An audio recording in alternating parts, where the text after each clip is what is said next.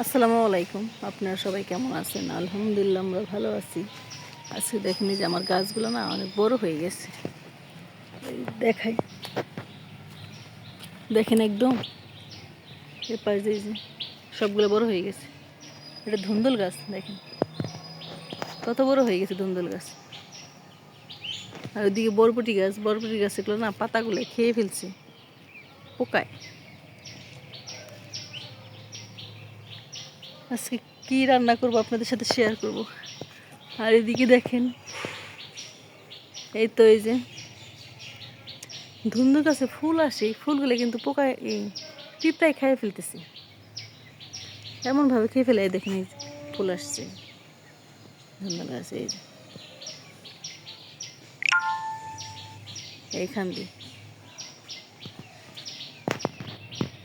আর এদিকে আমার এই যে বেগুন গাছ আর ধুন্দুল গাছ এ পাশে বড় হয়ে গেছে। আর দেখেন আমার ফুলগুলো। আর এই যে বরবটি গাছের না এই যে ফুল দেখেন সবসময় আসছেই। এই যে বরবটি ধরছে, এই যে জালি আসছে আবার অনেক। এই যে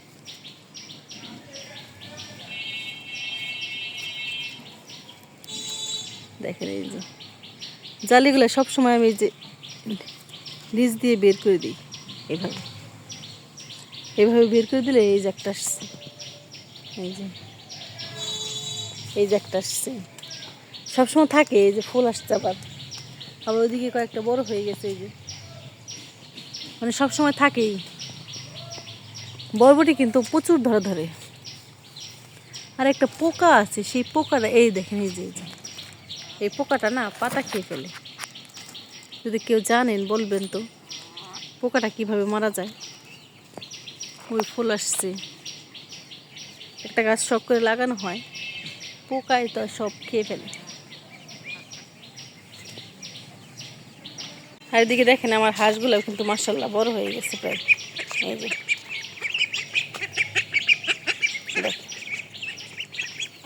পানি খাবার দিয়ে রাখি সবসময়।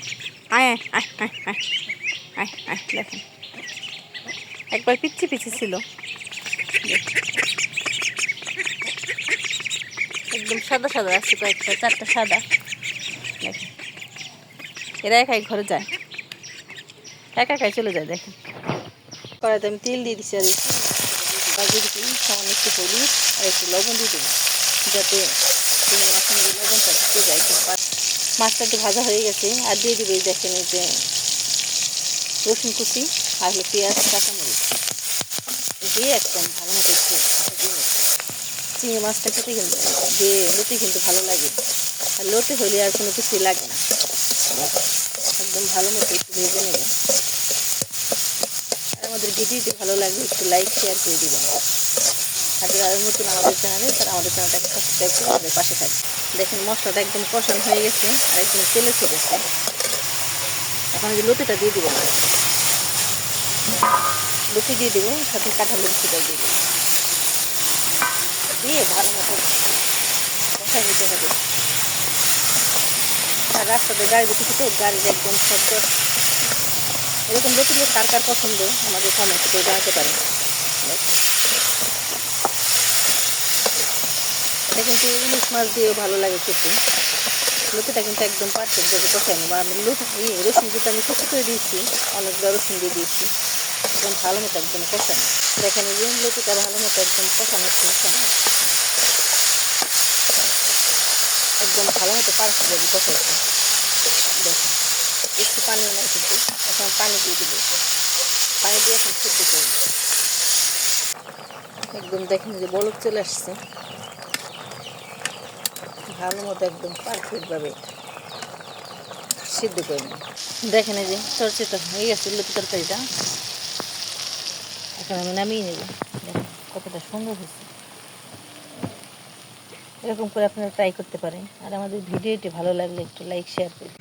দেখেন এই যে লতি রান্নাটা শেষ, আর কতটা সুন্দর হয়েছে দেখেই বোঝা যাচ্ছে, একদম লোভনীয় কিন্তু সেই। আপনারা বাসায় এরকম ট্রাই করতে পারেন।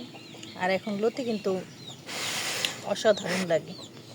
দেখেন আর আমাদের ভিডিওটি ভালো লাগলে একটু লাইক শেয়ার করে দিবেন। যারা আমাদের চ্যানেলটাকে নতুন তারা আমাদের চ্যানেলটাকে সাবস্ক্রাইব করে আমাদের পাশে থাকবেন। আর যারা অলরেডি এই কাজটা করে দিয়েছেন তাদেরকে অসংখ্য ধন্যবাদ। আপনারা ভালো থাকবেন, সুস্থ থাকবেন, নিরাপদে থাকবেন। আল্লাহ হাফেজ।